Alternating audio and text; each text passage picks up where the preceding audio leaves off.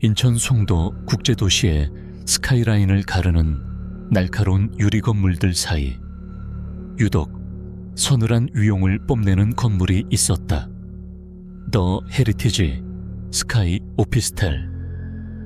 이름처럼 미래적인 동시에 고고한 품격을 풍기는 그곳은 성공한 젊은 전문직 종사자들의 새로운 요람으로 각광받고 있었다.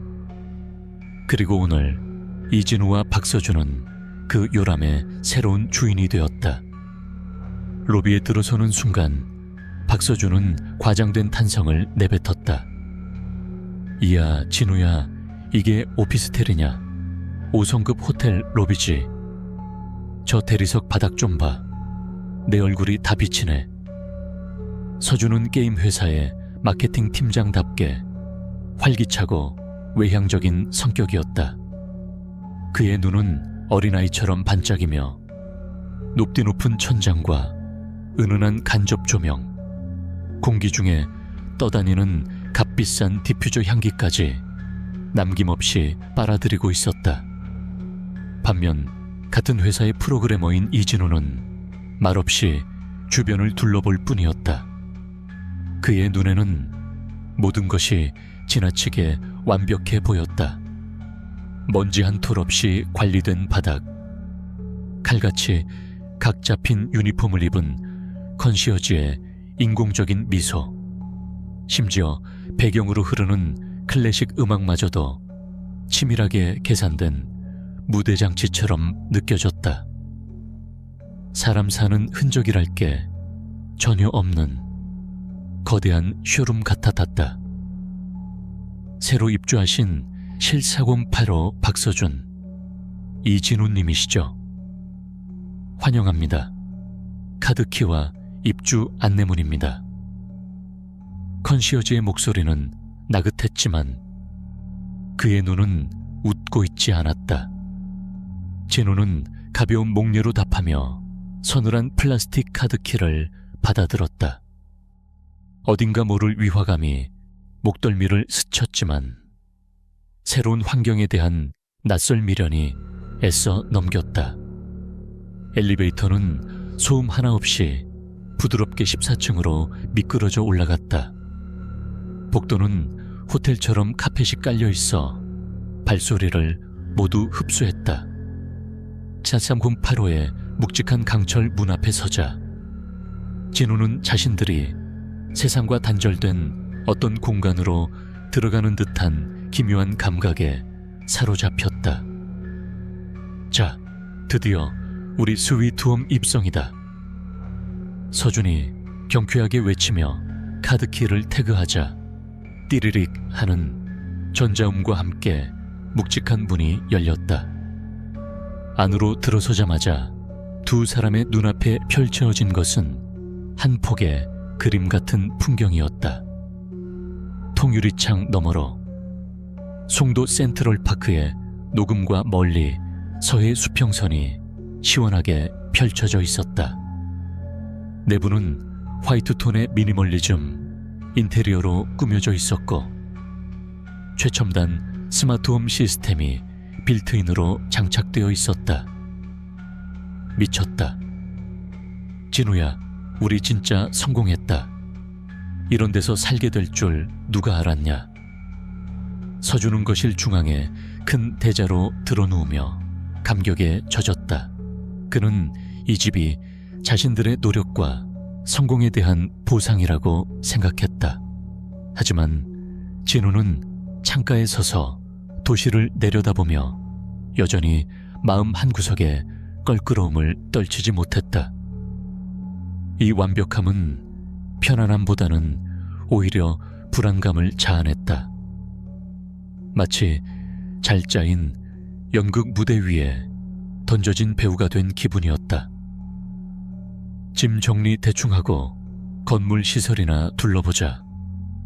옥상에 루프탑 가든이 장난 아니라던데. 서준의 제안에 진우도 고개를 끄덕였다. 어쩌면 이 어색함은 건물에 익숙해지면 사라질지도 모를 일이었다. 잠시 후 두 사람은 루프탑 가든에 올라섰다. 서준의 말대로 그곳은 도심 속의 오아시스였다. 잘 가꾸어진 정원과 도시의 야경을 한눈에 담을 수 있는 인피니티 풀, 그리고 고급스러운 라운지 체어들이 곳곳에 배치되어 있었다. 몇몇 입주민들이 조용히 자신만의 시간을 즐기고 있었다. 와, 여기서 맥주 한잔하면 진짜 끝내주겠다. 오늘 저녁에 바로 콜. 서준이 들뜬 목소리로 말하는 순간 그의 시선이 한 곳에 멎었다. 인피니티 풀 가장자리에 놓인 선베드에 두 명의 여자가 앉아 있었다. 한 명은 심플한 흰색 원피스를 입고 책을 읽고 있었다. 우아하게 뻗은 목선과 지적인 분위기가 주변의 풍경과 어우러져 한 폭의 화보 같았다. 다른 한 명은 몸에 딱 붙는 필라테스복 차림으로 건강미 넘치는 몸매와 활기찬 미소가 유독 눈에 띄었다. 진우야, 봤냐? 저분들. 서준의 눈이 사냥감을 발견한 포식자처럼 빛났다. 마케터로서의 그의 본능이 발동하고 있었다. 그냥 책 읽는 사람들이잖아. 방해하지 말자. 진우는 본능적으로 한 발 물러섰다. 그는 낯선 사람에게 말을 거는 것을 그다지 즐기지 않았다. 무엇보다 저 여자들은 이질적인 완벽함을 풍기는 이 건물과 너무나도 잘 어울려서 마치 건물의 일부인 장식품처럼 느껴지기까지 했다. 방해라니 인맥관리의 시작이지. 같은 입주민끼리 인사 정도는 해야 예의 아니겠냐. 내가 어떻게 자연스럽게 접근하는지 잘 보라고. 서준은 자신만만하게 말하며 여자들 쪽으로 향했다. 진우는 마지못해 그의 뒤를 따랐다. 서준은 조금 떨어진 곳에서 일부러 큰 소리로 말했다. 이야, 뷰가 정말 좋네요. 혹시 이 근처에 입주민들끼리 자주 가는 괜찮은 와인바 같은 곳 있을까요? 저희가 오늘 막 이사 와서요. 전형적인 작업 멘트였지만 서준의 호감형, 외모와 자신감 있는 태도는 그 말을 제법 그럴듯하게 만들었다. 책을 읽던 여자가 먼저 고개를 들었다. 그녀의 이름은 최유라였다. 아, 새로 이사 오셨군요. 환영해요. 와인바는 건물 지하 아케이드에도 괜찮은 곳이 하나 있어요. 그녀의 목소리는 차분하고 지적이었다. 옆에 있던 필라테스복 차림의 여자 김아린도 환하게 웃으며 대화에 끼어들었다. 어머, 오늘 이사 오셨어요? 힘드셨겠네요. 전 김하린이에요. 이쪽은 제 친구 유라 언니. 반갑습니다. 전 박서준이라고 합니다. 이쪽은 제 친구 이진우고요. 서준은 능숙하게 자신들을 소개했다. 진우는 어색하게 고개를 숙여 인사했다. 유라의 시선이 잠시 진우에게 머물렀다. 그 눈빛은 사람을 꿰뚫어 보는 듯 날카로워서 진우는 저도 모르게 시선을 피했다. 그렇게 시작된 대화는 의외로 자연스럽게 흘러갔다. 최유라는 프리랜서 디자이너였고 김아리는 필라테스 강사였다.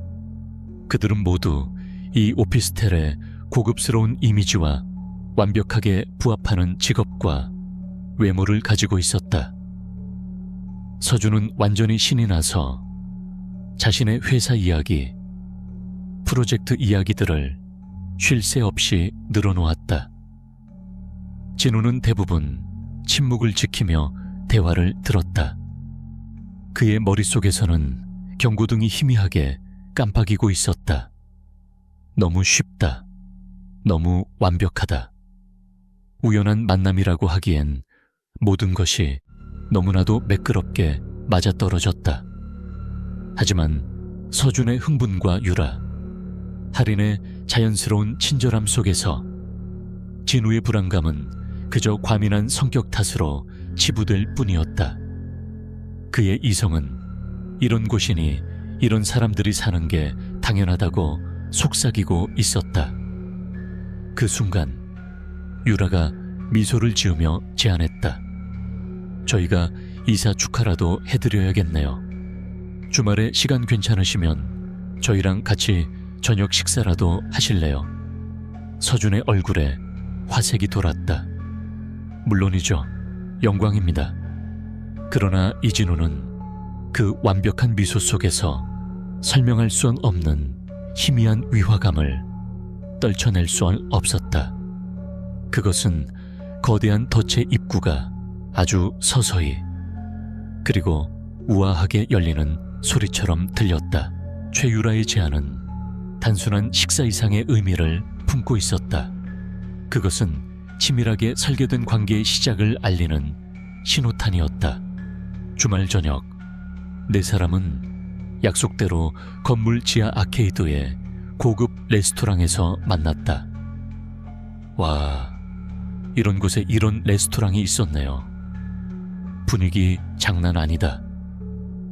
박서준은 값비싼 샹들리에와 클래식 연주가 흐르는 내부를 보며 감탄을 금치 못했다. 그의 옆에 앉은 김아리는 발랄하게 웃으며 메뉴판을 건넸다. 여기 스테이크가 정말 맛있어요. 서준 오빠, 고기 좋아하시죠? 하린 씨가 추천해 주시는 거라면 뭔들 맛이 없겠습니까? 서준은 특유의 너스레를 떨며 하린에게 노골적인 호감을 표시했다. 하린 역시 싫지 않은 듯 연신 까르르 웃으며 분위기를 주도했다. 그들의 대화는 금세 운동, 맛집, 여행 이야기로 넘어가며 활기를 띠었다. 반면 이진우는 여전히 약간의 거리를 두고 있었다. 그는 맞은편에 앉은 최유라를 조용히 관찰했다. 그녀는 화려하게 꾸미지 않았음에도 불구하고 기품이 넘쳤다. 시끄럽게 떠드는 서준과 할인의 대화를 그저 미소 지으며 들어주다가도 문득 날카로운 질문을 던져 대화의 흐름을 더 깊은 곳으로 이끌었다. 진우 씨는 프로그래머라고 하셨죠? 요즘 개발하시는 게임은 어떤 종류예요? 유라가 와인잔을 우아하게 기울이며 물었다. 진우는 잠시 놀랐다. 대부분의 사람들은 그의 직업을 듣고 나면 그럼 컴퓨터 잘 고치겠네요. 같은 시시한 농담을 던지기 마련이었다. 아, VR 기반의 심리 스릴러 게임입니다. 아직 개발 초기 단계라. 심리 스릴러요. 흥미롭네요. 인간의 무의식이나 불안감을 어떻게 코드로 구현하는지가 관건이겠어요. 플레이어의 선택에 따라 완전히 다른 심리적 압박을 느끼게 만드는 구조인가요? 유라의 질문은 정확히 핵심을 짚고 있었다. 그녀는 진우의 일에 대해 피상적인 관심이 아닌 깊은 이해를 보이고 있었다. 진우는 저도 모르게 경계심을 풀고 자신의 프로젝트에 대해 열정적으로 설명하기 시작했다. 가상현실 속에서 어떻게 공포를 극대화하는지, 인공지능 NPC들이 어떻게 플레이어의 심리를 교란시키는지에 대해 이야기하는 동안 그는 자신이 이토록 낯선 사람 앞에서 편안하게 말을 하고 있다는 사실조차 잊고 있었다. 굉장하네요. 진우 씨는 단순히 코드를 짜는 사람이 아니라 하나의 세계를 창조하는 건축가 같아요. 유라의 칭찬에 진우의 얼굴이 희미하게 붉어졌다. 그는 처음에 하염으로 이 완벽해 보이는 오피스텔에서 연결이라는 감각을 느꼈다. 어쩌면 자신의 냉소적인 태도가 좋은 사람들을 만날 기회를 막고 있었던 건지도 모른다는 생각이 들었다. 그날 이후 네 사람은 급속도로 가까워졌다. 마치 오랫동안 알고 지낸 친구들처럼 자연스럽게 어울렸다. 아침에는 피트니스 센터에서 함께 운동을 했다. 필라테스 강사인 하리는 서준의 자세를 교정해주며 스스럼 없이 스킨십을 했고, 서준은 그 시간을 누구보다 즐겼다. 서준 오빠, 배에 힘 팍 주고 그렇게 흐물거리면 코어 근육 다 도망가요. 하린쌤, 너무 빡센 거 아닙니까? 진우는 러닝머신 위를 달리며 그 모습을 지켜보았다. 옆에서 함께 걷고 있던 유라가 낮은 목소리로 말했다. 저 둘 잘 어울리죠? 네, 서준이가 저렇게 좋아하는 모습은 오랜만에 보네요. 진우 씨는 연애 안 하세요? 일에만 너무 몰두하는 거 아니에요? 그럴 여유가 없었네요. 가끔은 여유를 만들어야 해요. 이 삭막한 도시에서 혼자 버티는 건 너무 힘든 일이잖아요. 유라의 말은 마치 그의 마음속을 들여다본 것처럼 따뜻하게 파고들었다. 진우는 그녀의 지적인 매력과 사람을 편안하게 만드는 배려심에 조금씩 익숙해지고 있었다. 마음 한구석에 남아있던 희미한 위화감은 과민 반응일 뿐이라는 합리화 뒤로 서서히 모습을 감추었다. 며칠이 지난 평일 저녁, 네 사람은 1층 로비 카페에서 커피를 마시고 있었다. 주말에 우리 집에서 다 같이 영화나 볼까 했는데 아무래도 좀 좁네. 서준이 아쉬운 듯 말했다. 그러게요. 입주민 커뮤니티 라운지도 좋긴 한데 너무 개방되어 있어서 좀 그렇고. 하린이 맞장구를 쳤다. 그 순간 최유라가 무언가 생각났다는 듯 입을 열었다. 그러고 보니. 그녀는 목소리를 살짝 낮추며 주변을 둘러보았다. 그 비밀스러운 태도에 서준과 진우의 시선이 집중되었다. 사실 이 건물에 아는 사람만 아는 비밀 공간이 하나 있거든요. 비밀 공간이요. 서준의 눈이 호기심으로 반짝였다. 네, 지하 2층에 프라이빗 라운지라고. 원래 VVIP 입주민들만 이용할 수 있는 곳인데 제가 관리인이랑 좀 친해서 가끔 이용해요. 완벽하게 방음되고 스크린이랑 오디오 시설도 최고급이라 영화 보기엔 정말 최고죠. 유라의 설명은 서준의 허영심을 정확히 자극했다. VVIP, 아는 사람만 아는 같은 단어들은 그에게 참을 수 없는 매력으로 다가왔다. 와, 대박. 그런 곳이 있었어요. 우리도 가볼 수 있어요. 유라가 진우와 서준을 번갈아 보며 우아하게 미소 지었다. 물론이죠. 마침 이번 주말에 두 분 이사 온 거 제대로 축하도 못했는데 거기서 저희가 집들이 파티라도 열어드리면 어떨까요? 제가 맛있는 와인이랑 음식 준비할게요. 그것은 거부할 수 없는 제안이었다. 서준은 두말할 것 없이 환호했다. 와, 유라씨 최고. 역시 인맥이 중요해. 완전 기대되는데요. 모든 시선이 진우에게로 향했다. 그는 순간적으로 망설여었다. 지하 2층. 창문 하나 없는 폐쇄된 공간이라는 이미지가 머릿속을 스쳤다. 하지만 이미 활활 타오르는 분위기에 찬물을 끼얹을 수는 없었다. 무엇보다 자신을 따뜻하게 바라보는 유라의 시선을 외면할 용기가 나지 않았다. 좋아요. 저도 기대되네요. 진우가 마침내 고개를 끄덕였다. 그의 대답에 유라는 만족스러운 미소를 지었고 하리는 박수를 치며 기뻐했다. 그들은 자신들이 운명처럼 만났다고 생각했다. 차가운 도시 속에서 찾은 따뜻한 인연이라고 믿었다. 하지만 그 누구도 알지 못했다. 그들이 향하기로 약속한 지하의 프라이빗 라운지가 사실은 운명의 종착역이자 다시는 빠져나올 수 없는 지옥의 입구라는 것을. 프라이빗 라운지에서의 파티가 약속된 금요일 밤이었다. 진우는 주말을 앞두고 막바지 코딩 작업에 몰두하느라 평소보다 늦게 퇴근했다. 오피스텔 지하 주차장에 차를 대고 엘리베이터로 향하던 그의 손에는 재활용 쓰레기가 담긴 봉투가 들려 있었다.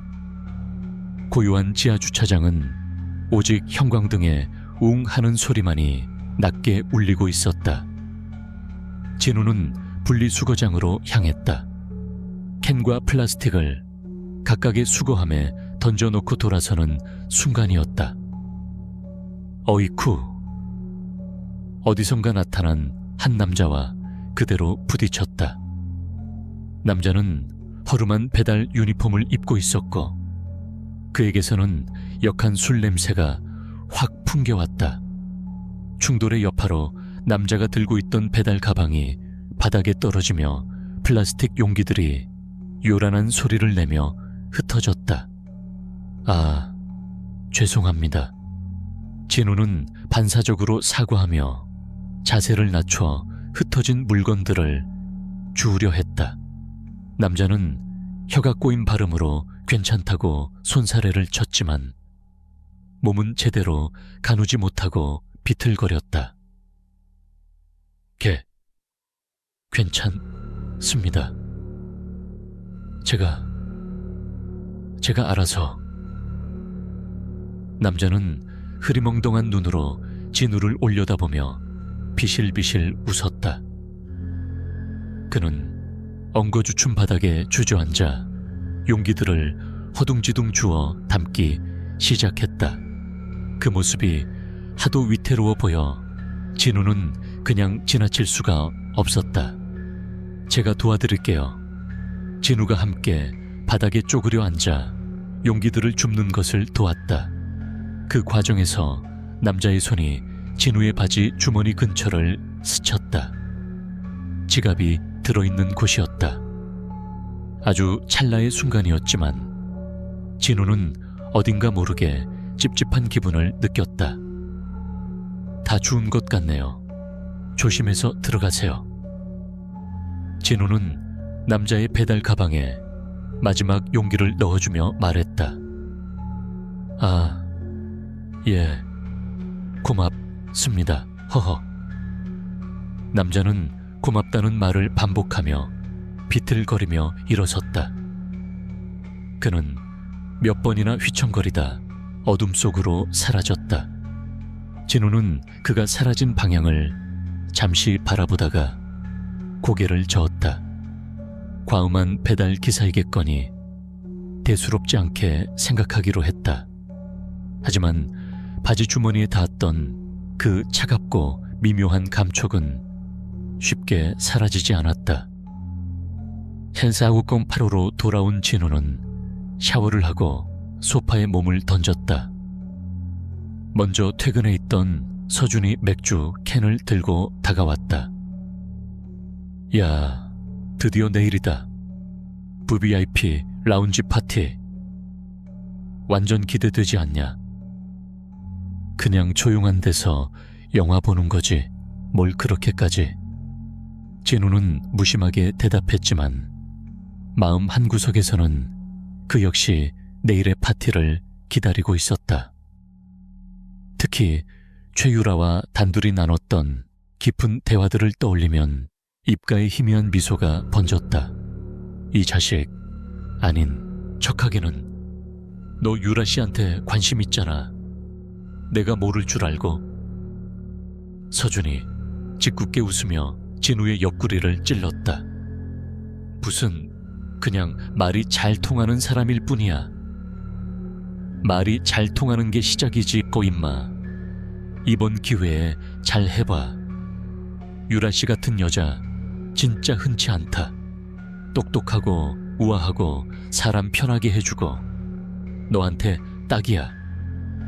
서준의 말에 진우는 아무 대답도 하지 않았다. 부정하고 싶었지만 사실이었기 때문이다.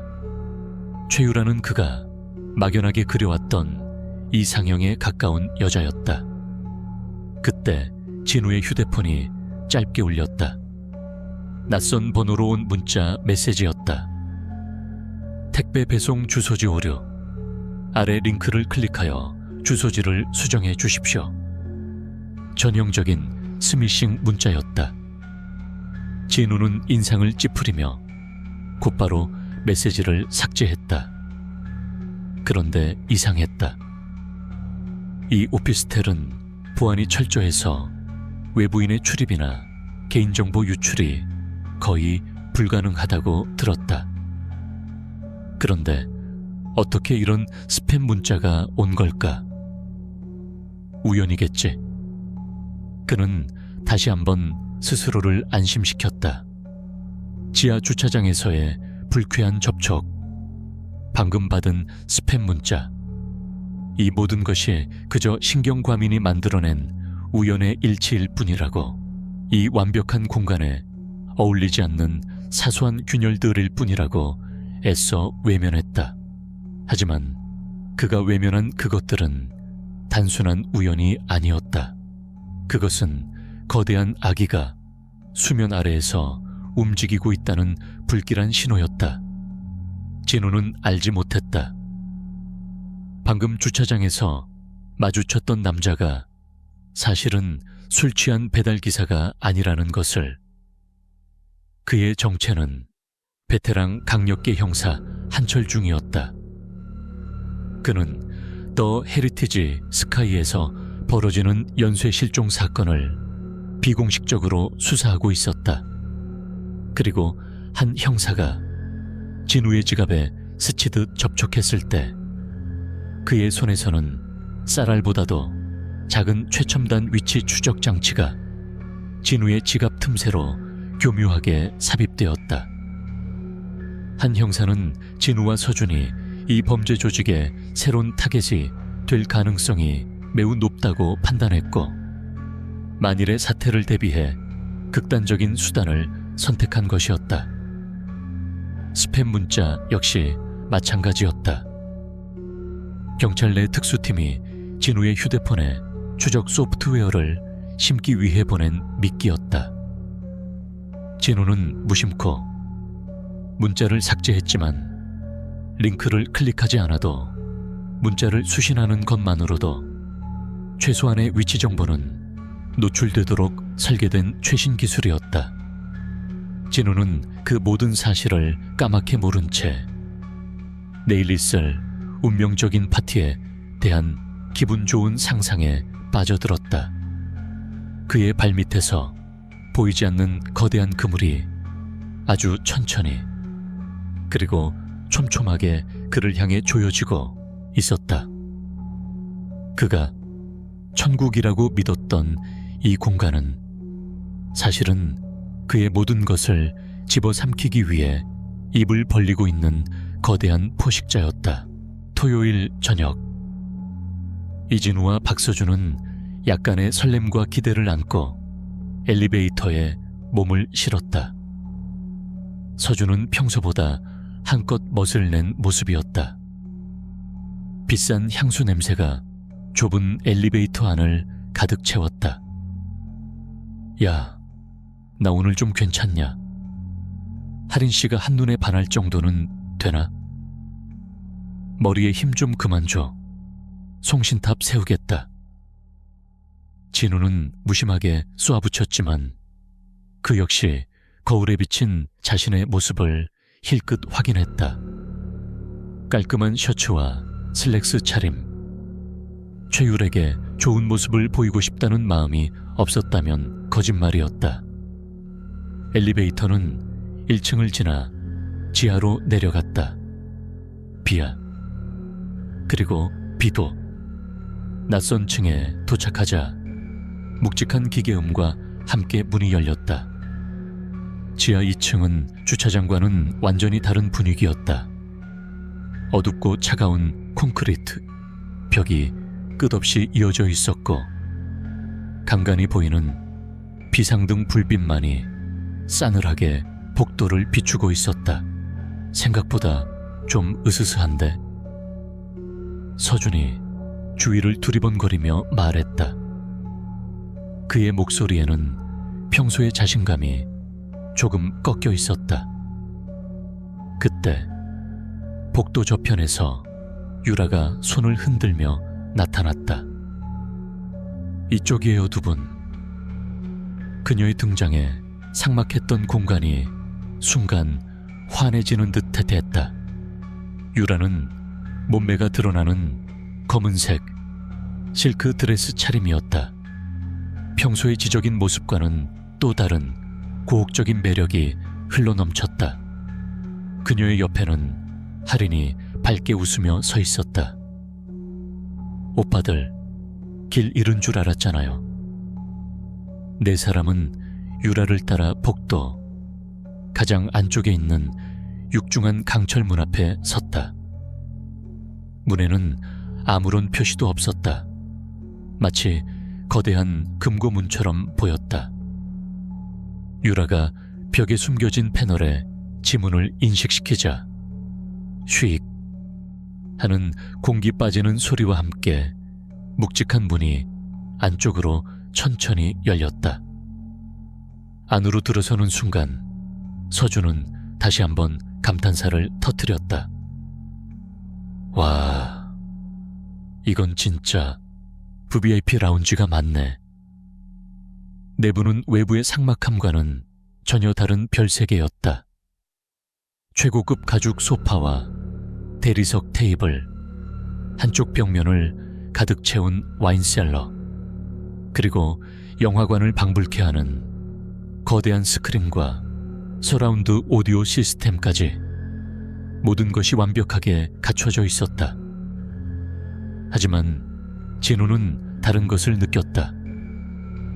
문이 닫히는 순간 외부의 모든 소음이 완벽하게 차단되었다.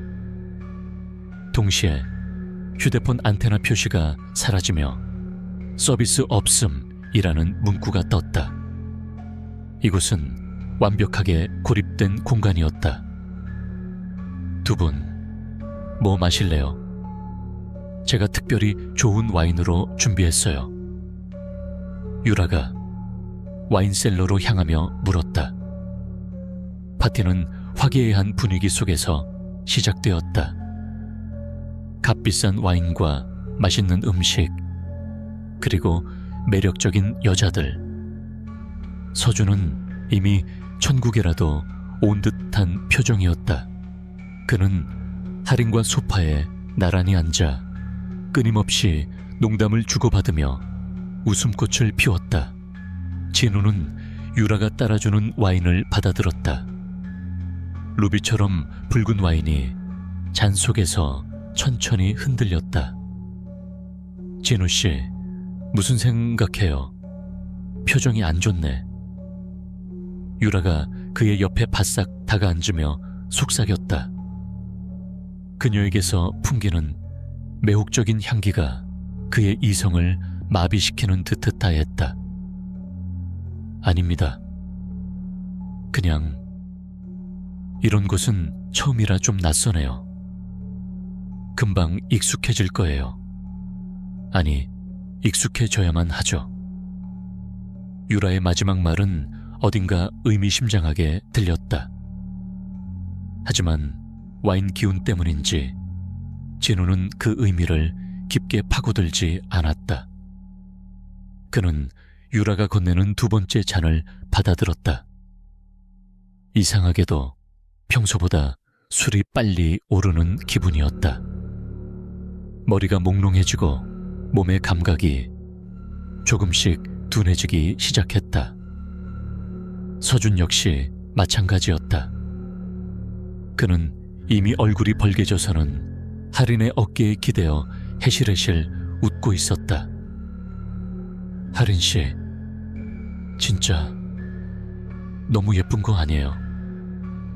반칙인데. 오빠, 취했어요? 할인이 그의 뺨을 장난스럽게 꼬집었다. 진우는 무거워지는 눈꺼풀을 힘겹게 들어 올렸다. 시야가 흐릿해지며 유라의 얼굴이 여러 개로 겹쳐 보였다. 그는 무언가 잘못되었다는 것을 본능적으로 깨달았다. 몸을 일으키려 했지만 팔다리에 힘이 들어가지 않았다. 마치 무거운 수은이 온몸에 가득 찬 듯했다. 그 순간 쾅! 그들이 들어왔던 육중한 강철문이 굉음과 함께 닫혔다. 둔탁한 잠금쇠가 맞물리는 소리가 동굴처럼 낮은 공간을 섬뜩하게 울렸다. 그 소리에 진우의 흐릿했던 정신이 번쩍 들었다. 그는 고개를 돌려 유라를 보았다. 그녀는 더 이상 웃고 있지 않았다. 조금 전까지 그를 향해 보내던 따뜻하고 우아한 미소는 온데간데 없이 사라져 있었다. 그 자리에는 얼음장처럼 차갑고 냉소적인 표정만이 남아 있었다. 그녀의 눈은 마치 사냥감을 내려다보는 파충류처럼 번뜩이고 있었다. 옆에 있던 할인 역시 마찬가지였다. 발랄하고 명랑했던 웃음기는 완전히 사라지고 경멸과 조소가 뒤섞인 무표정한 얼굴로 서준을 내려다보고 있었다. 유라 씨, 이게 무슨... 진우가 힘겹게 입을 열었다. 그때 라운지 안쪽에 또 다른 문이 열리며 거구의 사내가 모습을 드러냈다. 오피스텔 로비에서 보았던 그 관리인이었다. 하지만 지금 그의 모습은 친절한 관리인과는 거리가 멀었다. 잔뜩 찌푸린 미간과 험악한 인상, 그리고 붉어져 나온 팔의 근육은 위압감을 풍기기에 충분했다. 유라가 차가운 목소리로 말했다. 마치 다른 사람의 목소리 같았다. 파티는 이제 끝났어. 지금부터는 업무 시간이니까. 박서준은 여전히 상황 파악이 되지 않는 듯했다. 술 기운과 약 기운이 뒤섞여 몽롱한 머리로 그는 간신히 상반신을 일으키려 애썼다. 유라 씨, 할인 씨, 이게 무슨 깜짝 파티 같은 건가요? 분위기가 왜 이래? 그의 어리석은 질문에 최유라의 입가에 경멸이 가득한 미소가 걸렸다. 파티? 그래, 너희 둘을 위한 환영 파티는 맞지? 지옥에 온 걸 환영하는. 싸늘한 목소리가 라운지 안의 공기를 얼어붙게 만들었다. 이진우는 온몸의 피가 차갑게 식는 것을 느꼈다. 그는 필사적으로 몸에 힘을 주려 했지만 근육은 그의 의지를 배신한 채 축 늘어져 있을 뿐이었다. 유라는 천천히 소파에서 일어나 마치 박제된 짐승을 감상하듯 두 남자를 번갈아 훑어보았다. 이 오피스텔은 말이야, 단순한 주거 공간이 아니야. 잘 포장된 사냥터지. 그녀의 목소리는 방금 전까지 진우와 지적인 대화를 나누던 그 사람이라고는 믿을 수 없을 만큼 차갑고 무감정했다. 그리고 너희처럼 젊고 건강하고 이 도시에 연고도 별로 없는 외톨이들은 아주 훌륭한 사냥감이고 사냥감. 그 단어가 진우의 뇌리에 비수처럼 박혔다. 서준은 그제야 무언가 끔찍하게 잘못되었다는 것을 깨달은 듯 얼굴이 하얗게 질렸다. 무슨 소리야? 그게 돈 때문에 이러는 거면 돈? 유라가 코웃음을 쳤다. 물론 돈 때문이지. 하지만 너희 주머니에 있는 그깟 푼돈이 아니야. 우리는 너희 자체를 팔거든. 그녀는 와인잔을 들어 우아하게 한 모금 마신 뒤 잔인한 진실을 내뱉었다. 우리는 초상류층 VVIP 고객들에게 최상급 부품을 공급하는 일을 해. 이해가 되니? 너희 몸속에 있는 아주 싱싱하고 쓸만한 것들 말이야. 장기밀매. 드라마나 영화에서나 보던 단어가 현실이 되어 진우의 눈앞에 펼쳐졌다. 눈앞이 캄캄해졌다.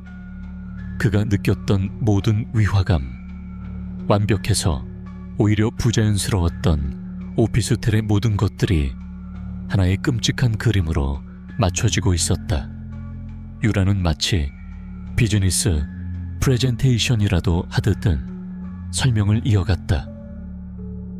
너희는 이제부터 여기서 기본적인 건강 검진을 받게 될 거야. 너희 몸 구석구석을 스캔해서 상품 정보를 만드는 거지.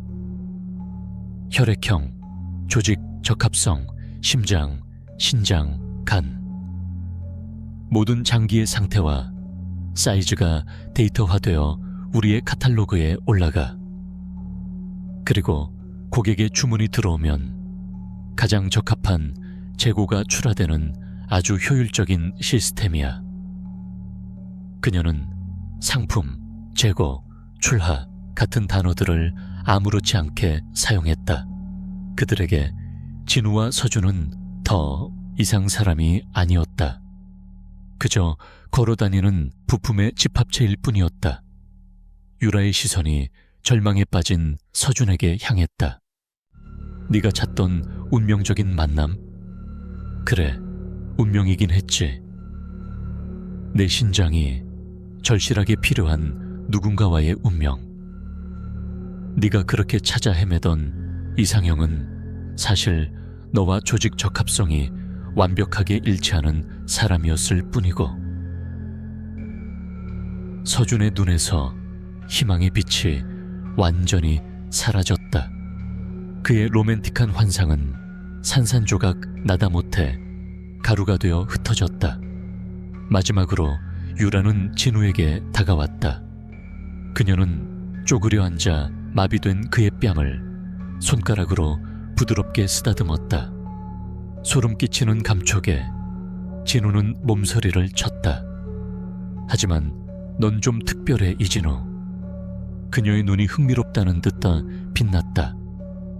이런 상황에서도 공포에 질려 소리부터 지르지 않고 침착함을 유지하려고 애쓰잖아. 아주 신선하고 비싼 값에 팔릴 만한 정신이야. 이런 프리미엄 상품은 오랜만인데. 그것은 칭찬이 아니었다. 그것은 그의 마지막 남은 인간의 존엄성마저 가격을 매기는 가장 잔인한 형태의 모욕이었다. 이 프라이빗 라운지는 그들의 첫 번째 감금실이었다. 상품으로서의 가치를 평가받고 도축될 날을 기다리는 대기실. 진우는 깨달았다. 이 완벽한 감옥에서 탈출할 방법은 없다는 것을. 그들이 맞이할 미래는 오직 차가운 수술대 위에서 조각조각 해체되는 것뿐이었다. 이 새끼들이. 절망의 끝에서 박서준의 생존 본능이 폭발했다. 그는 남은 힘을 쥐어짜 소파에서 비틀거리며 일어섰다. 술과 약기운으로 풀린 다리는 심하게 휘청거렸지만 그의 눈에는 짐승 같은 분노가 이글거리고 있었다. 가만 안 둬. 내가 누군지 알아. 서준은 거구의 관리인을 향 해미에 비틀거리며 달려들었다.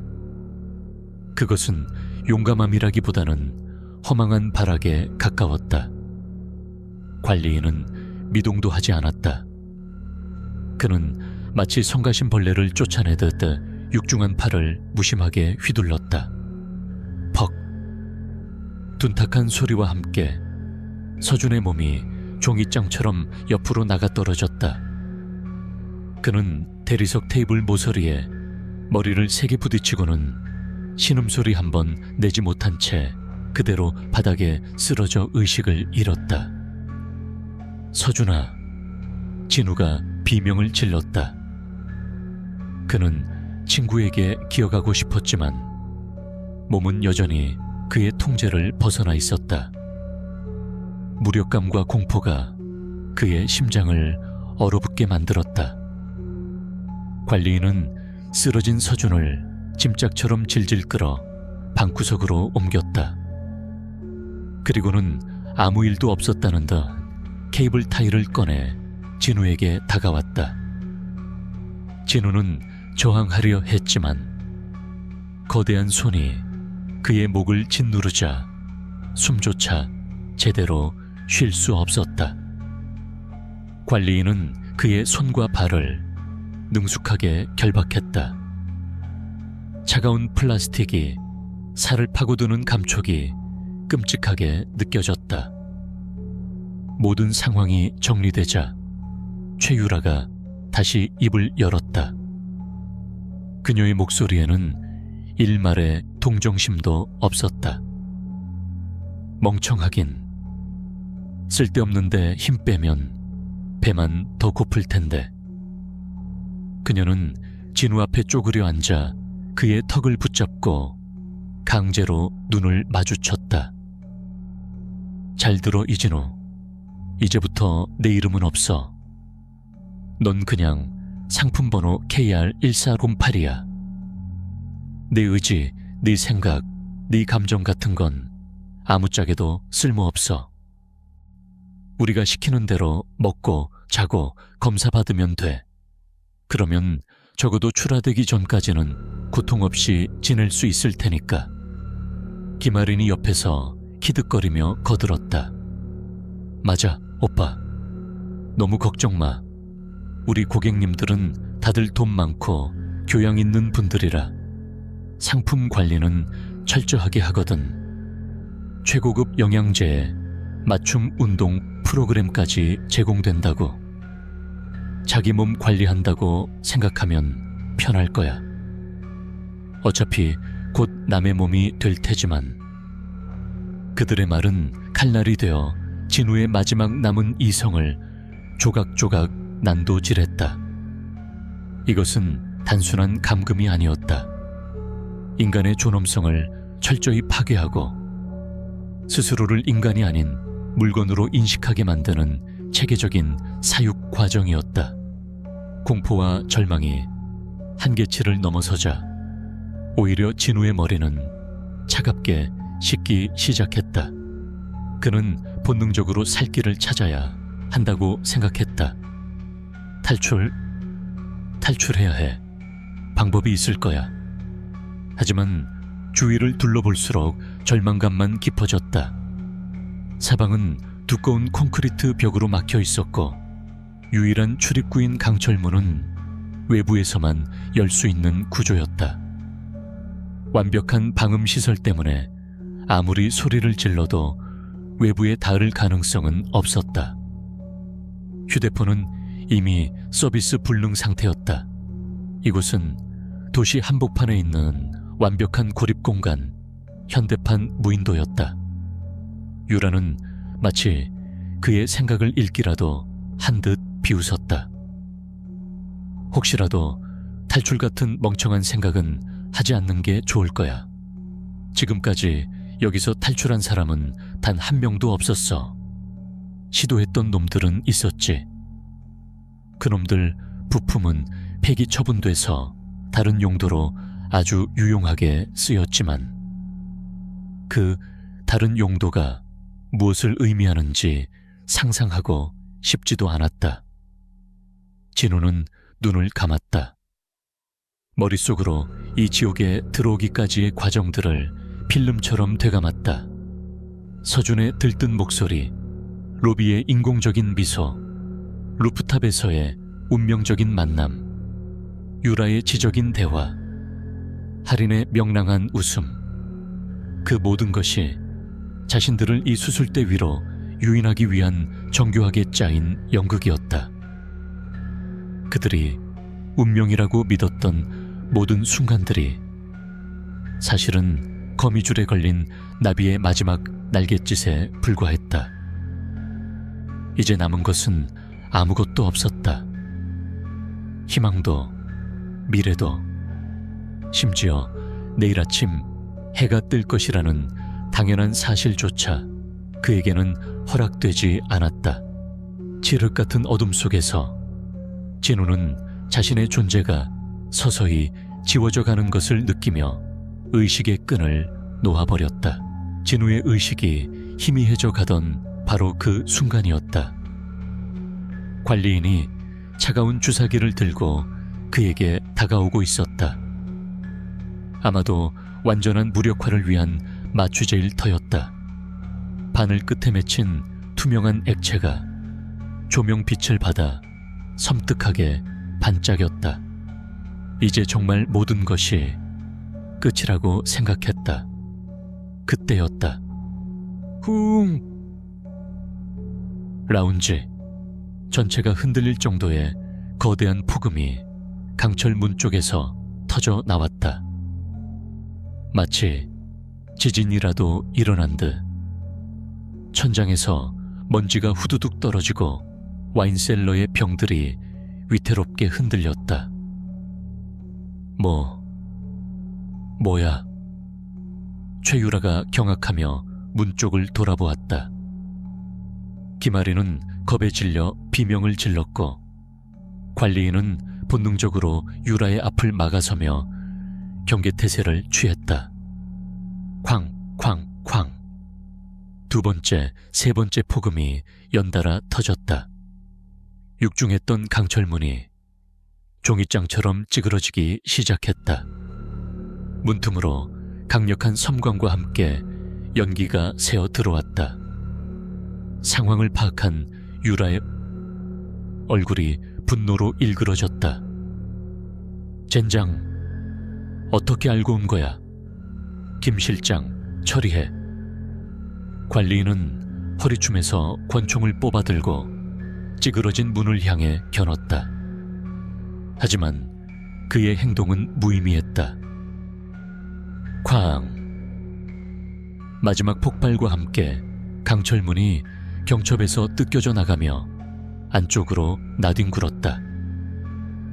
자욱한 연기와 섬광 속에서 검은 전투복과 헬멧으로 무장한 경찰 특공대원들이 일제히 라운지 안으로 쏟아져 들어왔다. 그들의 손에 들린 기관 단총의 레이저 포인터가 붉은 점이 되어 유라와 관리인의 몸 위를 어지럽게 오갔다. 움직이면 쏜다. 총 버려. 손 머리 위로 올려. 당장. 특공대원들의 날카로운 외침이 라운지를 가득 메웠다. 관리인은 잠시 망설이는 듯했지만 자신의 이마에 찍힌 여러 개의 붉은 점을 확인하고는 저항을 포기한 채 천천히 총을 바닥으로 내려놓았다. 모든 것은 순식간에 일어났다. 특공대원들은 일사불란하게 움직여 관리인과 유라, 할인을 제압했다. 바닥에 내동댕이 쳐지고 차가운 수갑이 채워지는 소리가 현실감 없이 울려 퍼졌다. 조금 전까지 절대적인 권력자처럼 군림하던 그들의 모습은 온데간데 없이 사라지고 겁에 질린 범죄자의 초라한 모습만이 남아있었다. 한 특공대원이 진우에게 다가와 그의 몸을 묶고 있던 케이블 타이를 단숨에 끊어주었다. 괜찮습니까?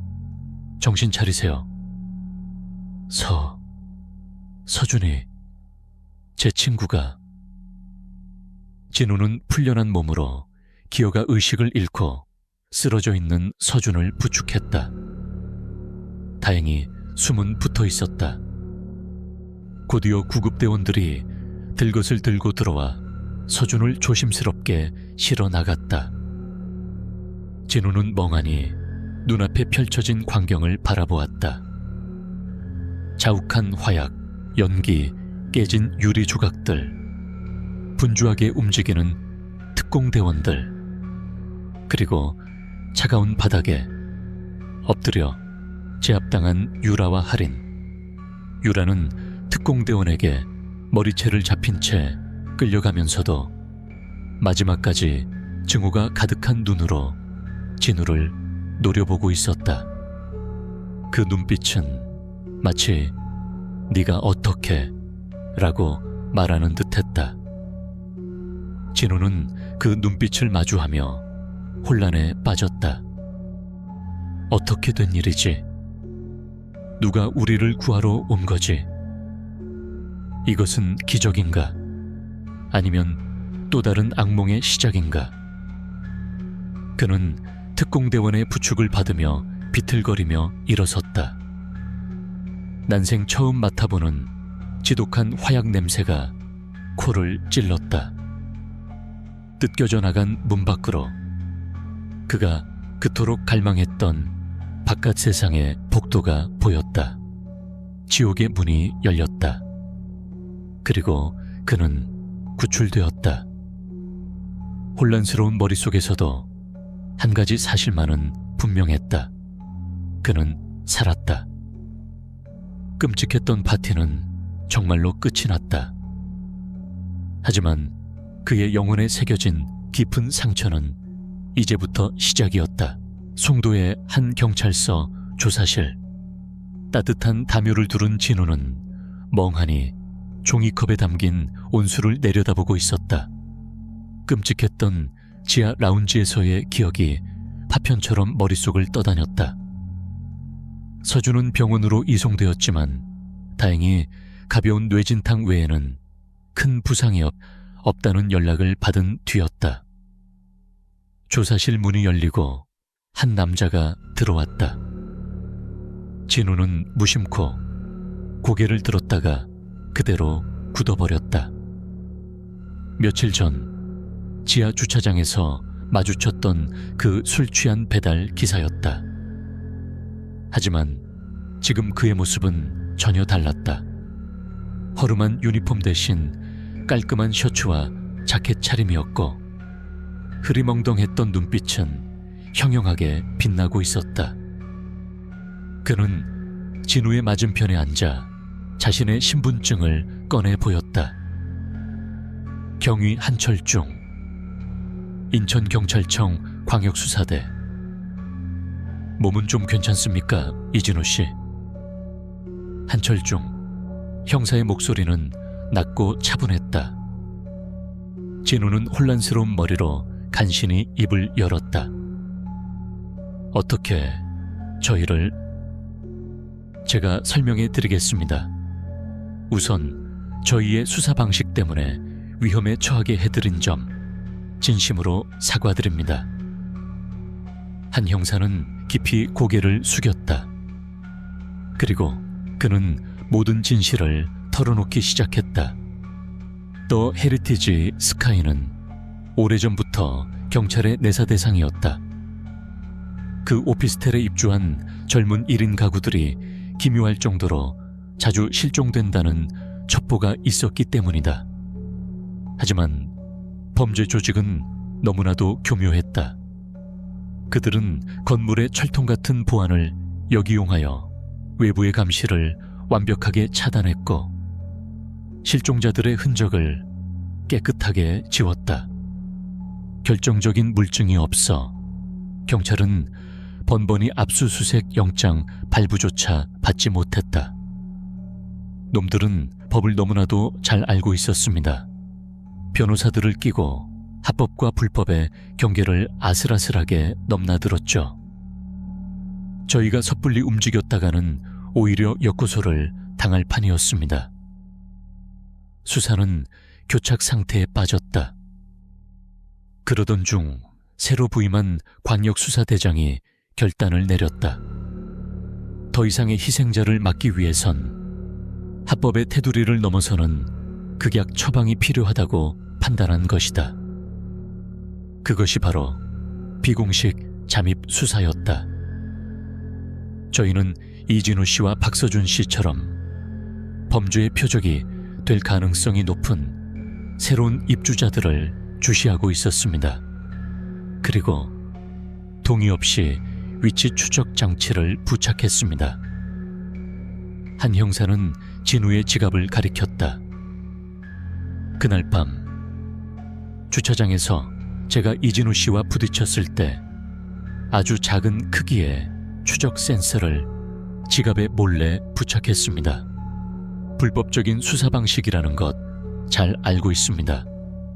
하지만 그것만이 당신들을 구할 유일한 방법이었습니다. 진우는 그제야 모든 조각들이 맞춰지는 것을 깨달았다. 지하 주차장에서의 기묘한 접촉. 그 남자가 그토록 필사적으로 물건을 줍는 척하며 자신의 주머니 근처를 맴돌았던 이유.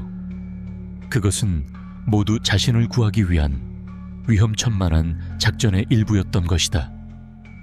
저희 팀은 24시간 내내 이진우 씨의 위치를 추적하고 있었습니다.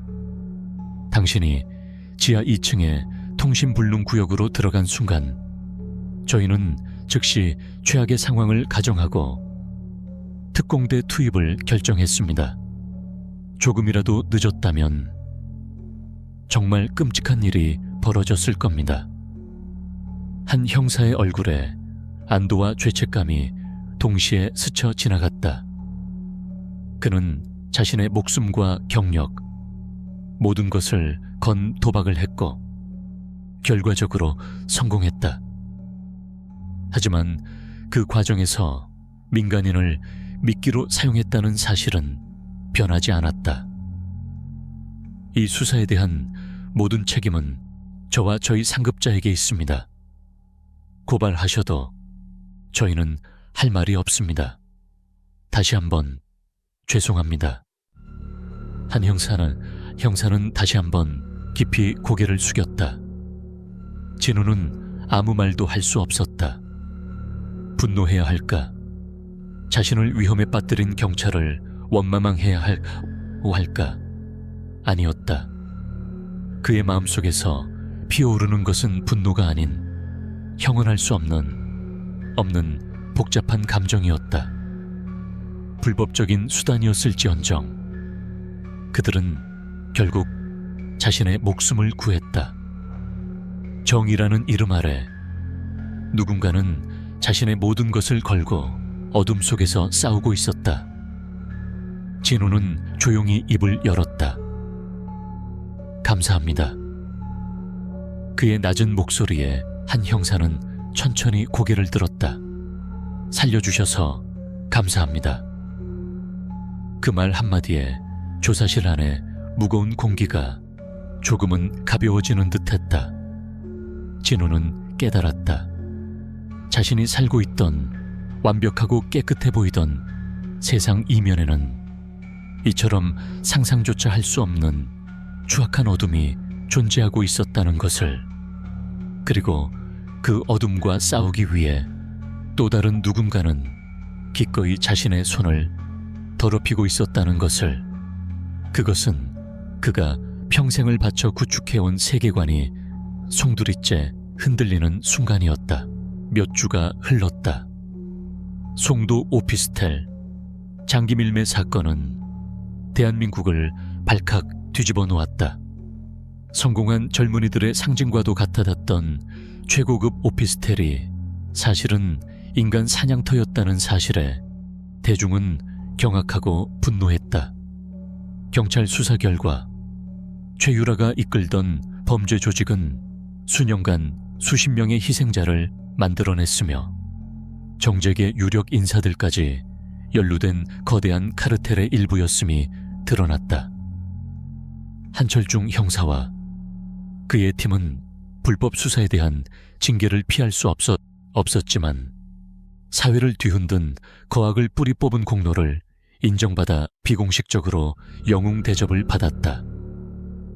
이진우와 박서준은 사건 이후 곧바로 그 지옥 같던 오피스텔에서 도망치듯 빠져나왔다. 보증금도 제대로 돌려받지 못했지만 상관없었다. 그곳에서 단 하루도 더 머물고 싶지 않았다. 사건의 충격은 두 사람에게 깊은 흉터를 남겼다. 특히 박서준의 변화가 컸다. 언제나 자신감 넘치고 사람 만나기를 좋아했던 그는 이제 낯선 사람을 경계하고 밤에는 혼자 잠들지 못했다. 그의 눈에서 예전의 그 빛나던 활기는 찾아볼 수 없었다. 회사 근처의 작은 오피스텔로 함께 거처를 옮긴 어느 날 밤, 서준이 맥주캔을 들고 진우의 방으로 찾아왔다. 진우야. 왜? 나 회사에 장기 휴직 깨냈어. 그냥 좀 쉬고 싶어서. 서준은 창밖의 도시 야경을 보며 담담하게 말했다. 고향에 좀 내려가 있으려고. 부모님 얼굴도 좀 뵙고. 진우는 아무 말 없이 그의 어깨를 두드려 주었다. 어떤 위로의 말도 지금 서준에게는 가닿지 않으리라는 것을 알았다. 한참의 침묵 끝에 서준이 씁쓸하게 웃으며 입을 열었다. 내가 인생 똑바로 배웠다, 진짜. 이 도시에서 가장 예쁘고 완벽해 보이는 것들이 사실은 제일 무서운 거였어. 난 그것도 모르고 등신같이 해벌쭉거렸으니. 그는 자조적인 웃음을 터뜨렸다. 그 웃음소리가 텅 빈 방 안에서 유난히 공허하게 들렸다. 너한테 미안하다. 내가 너까지 끌어들인 거나 마찬가지잖아. 내 탓 아니야. 누구라도 당했을 거야. 진우의 말에 서준은 고개를 저었다. 아니, 넌 아니었을지도 몰라. 넌 처음부터 그곳을 어색해 했으니까. 내가 네 말을 좀 더 귀담아 들었어야 했는데. 그날 이후 서준은 정말로 고향으로 내려갔다. 그가 떠난 방은 오랫동안 비어 있었다. 진우는 다시 혼자가 되었다. 그는 일상으로 돌아가기 위해 애썼다. 다시 코딩을 하고 게임을 만들었다. 하지만 밤이 되면 어김없이 악몽이 찾아왔다. 꿈속에서 그는 항상 지하 2층의 그 라운지에 갇혀 있었다. 육중한 강철문이 쾅 하고 닫히는 소리에 소스라치게 놀라 잠에서 깨어나곤 했다. 그 소리는 그의 귓가에, 그리고 영혼에 지워지지 않는 흉터처럼 새겨졌다. 어느 늦은 밤, 코딩 작업을 하던 진우는 문득 고개를 들어 창밖을 보았다. 저 멀리 송도에 화려한 스카이라인이 보였다. 그 중에서도 유독 높고 차갑게 빛나는 건물. 또 헤리티지 스카이 오피서. 테리, 괴물처럼 도시를 내려다보고 있었다. 그는 생각했다. 지금 저 불 꺼진 수많은 창문들 속에서는 또 어떤 비극이 자라나고 있을까? 양의 탈을 쓴 늑대들이 또 어떤 달콤한 미소로 새로운 사냥감을 물색하고 있을까? 새 세상은 변하지 않았다. 여전히 아름다운 외피 속에 추악한 진실을 감추고 있었고, 사람들은 그 화려함에 눈이 멀어 기꺼이 제 발로 덫을 향해 걸어 들어간다. 진우는 조용히 자리에서 일어나 창문을 닫고 두꺼운 암막 커튼을 쳤다. 도시의 빛을 완전히 차단하자 방 안에는 완벽한 어둠이 내렸다. 그는 더 이상 저 위험하고 아름다운 도시의 야경을 보고 싶지 않았다. 어둠 속에서 그는 모니터 불빛에만 의지한 채 다시 키보드 위에 손을 올렸다. 타닥 타닥 규칙적인 타건 소리만이 그의 유일한 현실이었다. 그것은 마치 세상과 자신 사이에 두꺼운 벽을 쌓아 올리는 소리처럼 들렸다. 그날 이후 그는 아주 오랫동안 그 벽 안에서 나오지 못했다.